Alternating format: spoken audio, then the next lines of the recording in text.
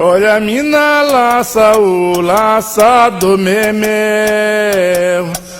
Mina laça o laçado ioiô, miori-soro. Mina laça do micel, popopô, micel, cruana, micel, popopô, micel, cruana, micel.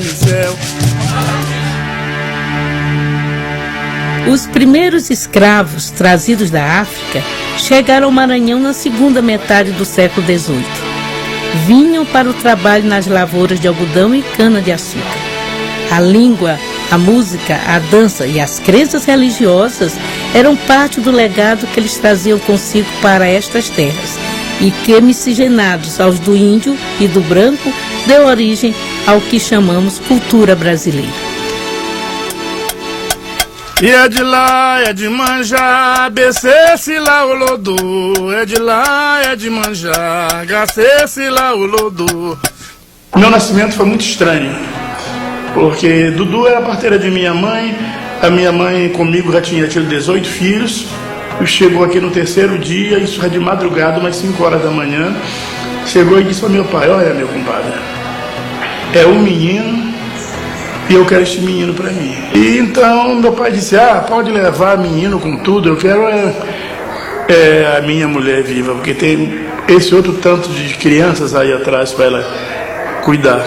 Então Dudu disse que se atuou com Iemanjá, que era a santa dela, e untou a mão tirou as luvas, untou a mão com vaselina e mandou que pegasse minha mãe pela costa e introduziu as mãos dentro de minha mãe e me arrancou. Eu não nasci, fui arrancado. Quando ela olha, eu estava de olhos abertos, virado para cima e com a mão enrolada no cordão umbilical, dando para ela, que era para ela cortar. A primeira possessão de orixá, ela deu-se no momento em que nós tínhamos sentado na mesa para almoçar. E segundo eles contam, eu entortei e eles pensavam que nesse tempo a epilepsia era uma doença muito difícil. Aí eles foram chamar mamãe Dudu, da casa de Nagô, e chamaram Dona Almerinda, que era da casa grande da escola técnica, no terreiro de Vó Severa. Então, quando elas chegaram, dizem que eu me levantei e disse: eu não estou com nada. Meu nome é Caboclo da Bandeira. Cheguei agora, caboclo da bandeira, no Dago Marreal, eu sou caboclo da bandeira. Eu tive um sonho premonitório. Eu sonhava que eu me encontrava com uma mulher de cabelos compridos, e essa mulher olhava para mim e dizia assim: você vai ser um grande sacerdote. Caô, ananaire, caô. O tambor de mina é uma religião que veio da África e ao mesmo tempo o tambor de mina é uma religião muito adaptada à realidade brasileira. A gente vê isso no sincretismo, o sincretismo que está muito presente no tambor de mina, com os santos que se relacionam com as divindades africanas. Então cada entidade africana é comemorada num dia de um santo católico. Barraê, vodum. No cabelo do Manoê, barraê, vodum. O culto aqui é Jeje, viu? Agora, tambor de mina é chamado porque elas eram chamadas preta mina, tá vendo? E aí ficou assim aqui no Maranhão chamando tambor de mina. Casa das Minas, no Maranhão, é o único local que reúne a tradição ao culto dos vodôs a partir de Azamadono, que é o vodum da família real do Benin, na época do Rei Guezô.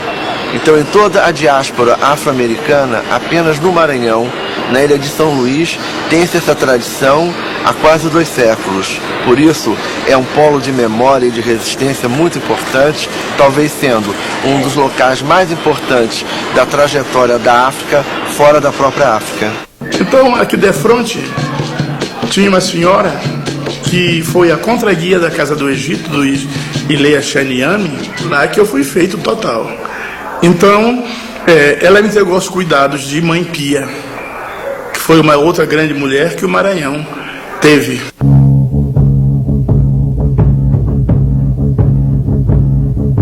Eu tive com 14 anos já de idade, isso em 1953, eles mandaram que eu fundasse a minha casa porque eu não podia ficar mais lá. Me colocaram 2 senhoras para tomarem conta de mim. Era a finada Firmina, que era de seu Pedro Estrela, um Xangô, que era da Casa Grande de Vocevera, que foi a terceira africana que abriu casa aqui no Maranhão. E Dona Gabina, que era de Bolso Xadatã, é um vodum cambinda, dançava na casa da finada Cota do Barão. Então esta casa ela foi fundada lá no Calhau.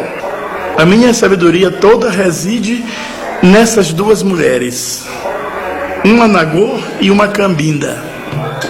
E num dia 13 de dezembro, que nós fazíamos 8 dias que tínhamos fundado a casa aqui na Fé em Deus, na hora que o tambor foi abrindo, elas chegaram todas parlamentadas, todas elas com seus voduns, e trazendo os axés enrolados nas toalhas.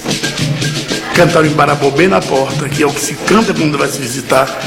Aí elas cantaram e disseram: nós viemos aqui amando de Rei da Bandeira e de D. Luiz. Elas foi que assentaram o alaxé da casa.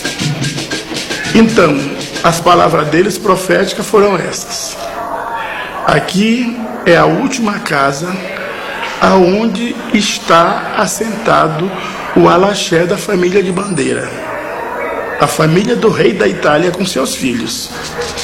E também é a última casa na qual está sendo assentada a família de D. Luiz e seus filhos. D. Luiz, como sabe-se, a cidade aqui é consagrada ao rei menino, D. Luiz.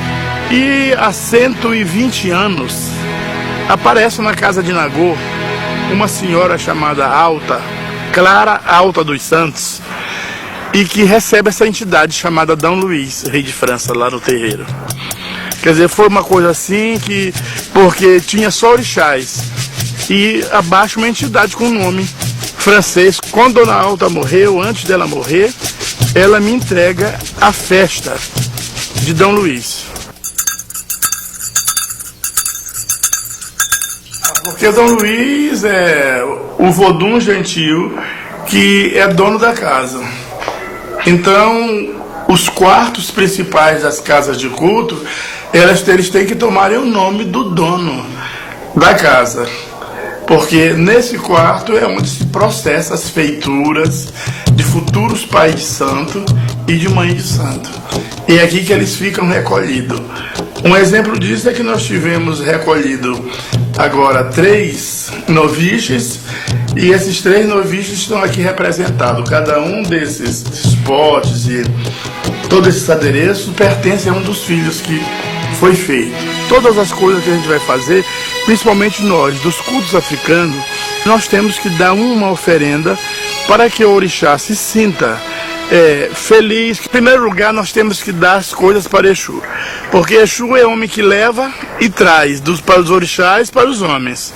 Então, se nós não fizermos as coisas para ele primeiro, ele bloqueia o que nós vamos fazer. Aqui nós temos o ebó de farinha seca com o dendê, o efum, que é a cachaça, charuto. As obrigações de Iemanjá, elas sempre têm os frutos do mar: peixe, camarão, coco. Inhansã, ela é mais belicosa, porque ela é guerreira. Ela gosta demais de comer cabra amarela, ela gosta de comer acarajé e todas as outras coisas que levem bastante dendê e pimenta.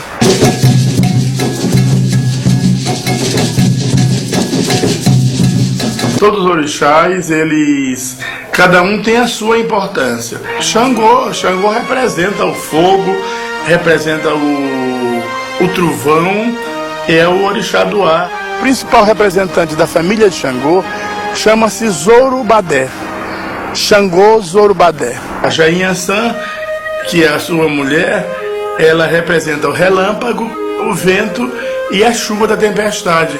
Então, cada um é uma realização um do outro, e o conjunto de todos eles que faz a harmonia do mundo.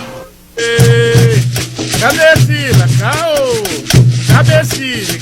A indumentária do Maranhão é uma indumentária que é diferente dos outros lugares. Oxóssi usa essa roupa, que é o deus das matas, e sua cor tradicional é o verde e o branco. E nós temos aquela vermelha, que é a vestimenta tradicional de Xangô.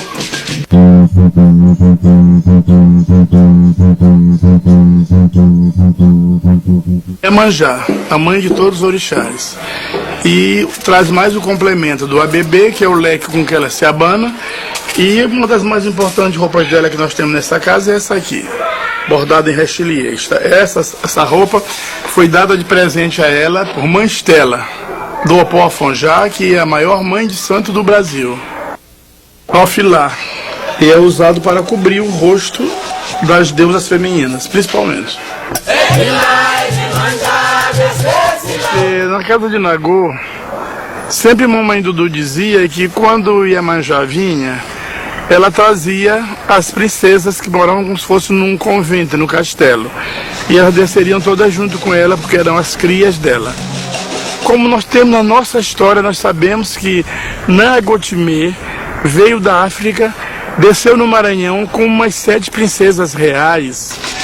Então a impressão que a gente tem é que essa festa, que é feita para as Tobosses, ela representa essa transmigração da família real de Daomé, de lá da África para o Maranhão. Princesas festejadas em nossa casa é Dona Oruana, que é irmã de Dom Miguel, filha de Zorobadé, e que também vem na corte de Iemanjá. Nós temos Princesa Linda, temos Rainha Dina, temos Rainha Rosa, que todas elas descem junto com Iemanjá no dia da festa das Tobosses.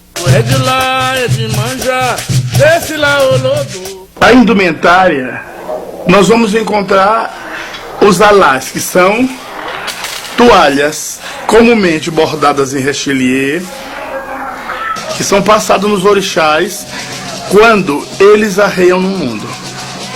No momento em que o seu orixá a possui, ela então é passada com essa toalha. Essa aqui é do Vodum Légua Bojiboá. É um dos voduns que é do Maranhão. Ele veio da África, mas tornou-se maranhense. Essa légua! Vodum, essa légua! Que eu não carregava seu légua. E a minha mãe tinha um horror de seu légua. Porque era um vodum que bebia demais e ele não respeitava ninguém. Então tinha umas 2 filhas lá em casa que carregavam seu légua. Ei, Maria Légua! Epa!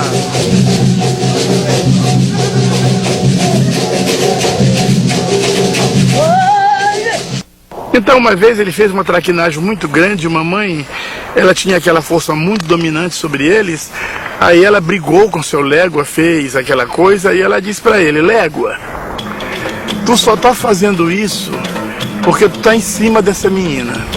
Eu duvido que tu fizesse isso em cima de meu filho. Carona, eu não faço mais essa porra desse boi, não. Eu não vou me estressar. Se põe de sacana, tudo fico pra cada um pra um lado. Não. Cada um jogado pra um canto, cada um levado pra uma porra. Se vocês não quiserem mais fazer boi, Paruana eu não faço mais porra de boi nenhum. Torcedora, não chora. O nosso boi, ele vai morrer. No Tambor de Minas, os voduns conversam, falam normalmente, e os orixás também da Casa do Nagô. Já no candomblé você não vê esse tipo de coisa. No máximo, eles fazem alguns gestos, e uma ou outra palavra, algum som. Nós não podemos imaginar os orixás sem as indumentárias e sem as guias, ou em Vilacã, como é chamado na África. O principal deles é esse aqui, manta das Tobosses. Ela é usada assim, e cobre todo o corpo da pessoa que está usando. Comumente, as pessoas que são filhas dos orixás, elas gostam de usar as cores dele para mostrar que ele é filho dele. Eu sou o Babalorixá Voduno, quer dizer, o meu título que me é conferido pelas nações, eu tenho que ter tudo isso porque em mim está entregue a dinastia desse povo todo. Então eu sou Babalorixá pelo lado Nagô e sou Vodunô pelo lado Jeje. Nós temos a Casa das Minas, que cultua somente voduns, mas a partir da Casa de Nagô, diversificou o culto. Primeiro, os voduns, jejes e nagôs, os orixás e urubanos que vieram com a Casa de Nagô, e foi acrescido daí, em relação com a cura ou pagelança, outras entidades, como reis nobres, que são também relacionados com alguns orixás, e caboclos, normalmente relacionados com índios, né, com a religião indígena local. Desde o tempo do Império, esse porto era para ser feito. Começa a acontecer coisas assim extraordinárias. Os escafandistas desciam, quando voltavam era todo enrolado nos tubos, outro todo ferido. Por último morreram 2 escafandistas e o último, que foi tirado do fundo do mar, ainda chegou com vida e disse somente 2 palavras: no fundo existe um túnel todo dourado.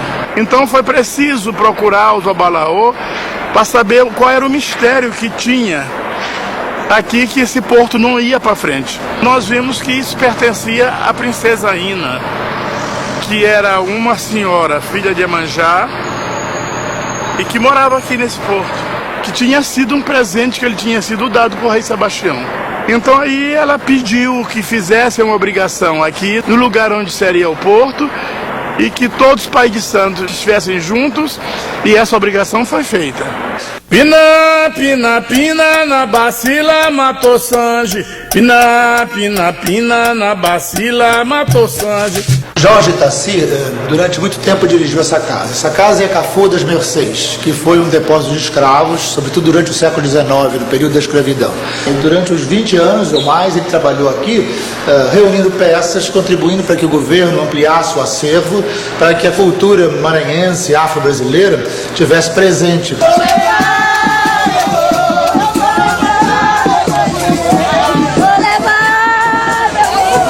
Conheci Jorge Babalaô quando era pároco na Liberdade e tivemos diversas oportunidades de viver uma experiência religiosa juntos. Para quem não se lembra, a fé em Deus se originou no antigo bairro do Areal, onde hoje é Monte Castelo. É um lugar agradável, ventilado, gostoso mesmo de morar. Há 40 anos eu me iniciei no terreiro de Iemanjá como dançante. Hoje eu sou a contraguia da casa, também chamada de Mãe Pequena. Muito bem, eu sou dançante da casa. O boi de Laurentino foi que deu fama ao bairro. Hoje é o boi de Terezinha. Boi de Zabumba, bonito como ele só. Sabe quem vive lá também? Pedrão, Dona Mocinha, Copinho, Yara, Deco, Dona Joana Rezadeira. Dança, minha filha, agora. Jorge sempre foi essa figura extraordinária que, ao longo do tempo, ele começou então a assimilar com o seu talento todas essas fontes da cultura do sincretismo religioso. Esse é o nosso Jorge, o nosso querido Jorge Babalaô.